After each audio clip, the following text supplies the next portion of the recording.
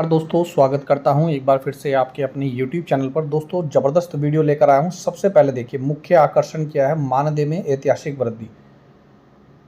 यहां पर मैं दोस्तों बहुत टाइम से बोल रहा हूं, उत्तराखंड के राजकीय माध्यमिक विद्यालयों में आउटसोर्स के माध्यम से तैनात होने वाले चतुर्थ श्रेणी कर्मचारियों का मानदेय अब दोस्तों 20,000 रुपये प्रति माह किया जा रहा है। जी हाँ, अब आप कहोगे सर आपके पास कैसी ऑफिशियल जानकारी है या नहीं, वो भी तमाम जानकारी मैं आपको देने वाला हूँ।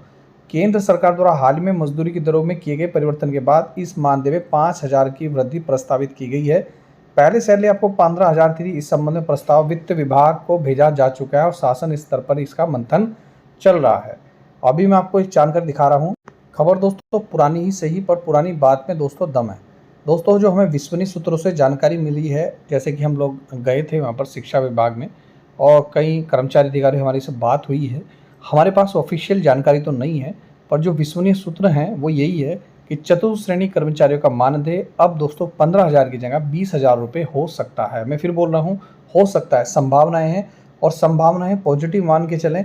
और जैसे ही हमारे पास कोई ऑफिशियल जानकारी आएगी सबसे पहले आपको अपडेट करेंगे। पर मैं इतना ज़रूर कह दूँ, ये जो मैं वीडियो बना रहा हूँ दोस्तों, आप यकीन कीजिएगा हमारे पास 90% जो जानकारी है, अब 100% तब नहीं कहेंगे जब तक आपके पास कोई कार्यालय आदेश या जीव नहीं आ जाता, ठीक है ना। सोशल मीडिया पर है तो हम गैर जिम्मेदाराना बयान नहीं दे सकते, लेकिन दोस्तों मैं 90% श्योर हूँ कि सैलरी आपकी 20,000 रुपये होने वाली है। सैलरी 20,000 है और कट फट कर आपको 17-18,000 रुपये लगभग मिले। 2,500 रुपये काट लीजिए तो इतने रुपये आपको मिलने वाले हैं, 17,500 रुपये समथिंग। और ये बहुत पुरानी खबर नहीं है, ये जब भर्ती निकली थी उसी समय की भर्ती है। उन्होंने एक बात रखी थी, केंद्र सरकार ने हाल ही में मजदूरी की दरें बढ़ाई है और दोस्तों तब भी बढ़ाई थी और अब वर्तमान में भी दोस्तों 2026 चल रहा है तब भी बढ़ा दी है। अब दोस्तों उन्हें 15,000 रुपये के स्थान पर 20,000 रुपये देने के संबंध में प्रस्ताव वित्त विभाग को भेज दिया गया है। शासन स्तर पर इन दोनों प्रस्ताव पर मंथन चल रहा है, तो शायद यही एक कारण हो सकता है कि दोस्तों इस भर्ती में थोड़ा सा डिले हो रहा है। दूसरा देखिएगा, और जो हमें जानकारी मिली है दोस्तों, चौकीदार पदों के लिए आवेदन की स्थिति जो बहुत ही महत्वपूर्ण है, 48,000 से अधिक आवेदन आ चुके हैं। शिक्षा मंत्री ने स्पष्ट किया है भैया कि इस भर्ती में प्रक्रिया में जो स्थानीय युवाओं को क्या मिलेगी, प्राथमिकता मिलेगी। और समाचार पत्रों के माध्यम से 13 जिलों में जो हमें प्राप्त आवेदन की स्थिति है कुछ इस प्रकार देखने को मिली है। देखिए टिहरी में स्वीकृत पद थे 268, यहाँ भी देखिएगा पूरा डाटा हमें जो मिल गया है। प्राप्त आवेदन हुए दोस्तों 4,804। नैनीताल में 208 पद हैं और आवेदन हुए हैं 3,356। पिथौरागढ़ में 157 है और आवेदन हुए हैं 5,736। कोई खबर नहीं दिखाएगा, हमने पूरी जानकारी ली है और ये बिल्कुल ऑथेंटिक जानकारी है। बागेश्वर में 89 पद थे और 2,517 पद भरे जा चुके हैं। पदों की संख्या जो फॉर्म भरे हैं 48,834 से ज़्यादा ही है। राज्य के विद्यालयों में चतुर्थ श्रेणी कर्मचारियों की भारी कमी के कारण दैनिक कामकाज गंभीर रूप से दोस्तों प्रभावित है।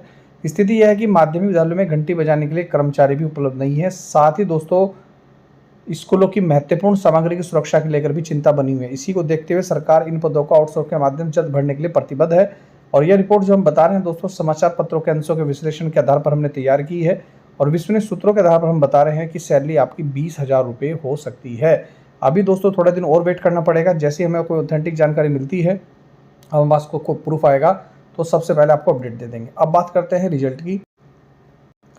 ये दोस्तों देखिएगा, ये प्रयाग पोर्टल की ऑफिशियल वेबसाइट है। यहाँ पर 3 डॉट पे जाइएगा, किसी की बहकावे में मत आएँ, लेटेस्ट अपडेट पे जाइएगा और यहीं आपको रिजल्ट देखने को मिलेगा। ये ऑफिशियल वेबसाइट है। फिलहाल जो रिजल्ट आए हैं स्क्रीन पर आप देख सकते हैं किन किन विभागों का रिजल्ट आया है और कौन कौन से उसमें पद थे। फिलहाल अगर मैं चतुर्थ श्रेणी भर्ती की बात करता हूँ तो यहाँ पर देखिएगा मुख्य चिकित्सा अधिकारी कार्यालय देहरादून का राउंड 1 का रिजल्ट आया है, राउंड 2 का भी रिजल्ट नहीं आया है। और सबसे पहले दोस्तों साक्षात्कार के लिए यहाँ पर इंटरव्यू के लिए चयनित आप होंगे, उसके बाद दोस्तों अंतिम परिणाम घोषित होगा। तो ये भर्ती बहुत इंपॉर्टेंट है और इस भर्ती में मैं आपको एक और जानकारी दिखा देता हूँ दोस्तों। सुप्रीम कोर्ट का भी दोस्तों यहाँ पर एक आया है कि डिग्री छिपाकर कम योग्यता वाली नौकरी पाना असली हकदार का हक छीनने जैसा है। तो मुझे लगता है दोस्तों जब ये सुप्रीम कोर्ट ने गाइडलाइन जारी की है और मद्रास हाई कोर्ट का फैसले को रद्द किया है, सुप्रीम कोर्ट दोस्तों भाई उच्चतम न्यायालय है, नाम ही सुप्रीम है, तो कम योग्यता वालों के लिए पद सुरक्षित रखने का अधिकार यहाँ पर दिया गया है। बाकी आप लोगों की क्या विचार है कमेंट साझा कर सकते हैं। रिजल्ट आपको देखने को मिलेगा दोस्तों जून माह में और जुलाई और अगस्त में आपके यहाँ पर आवेदन दोस्तों डॉक्यूमेंट वेरिफिकेशन क्या हो सकते हैं आपके स्टार्ट हो सकते हैं। तो ये है दोस्तों महत्वपूर्ण जानकारी।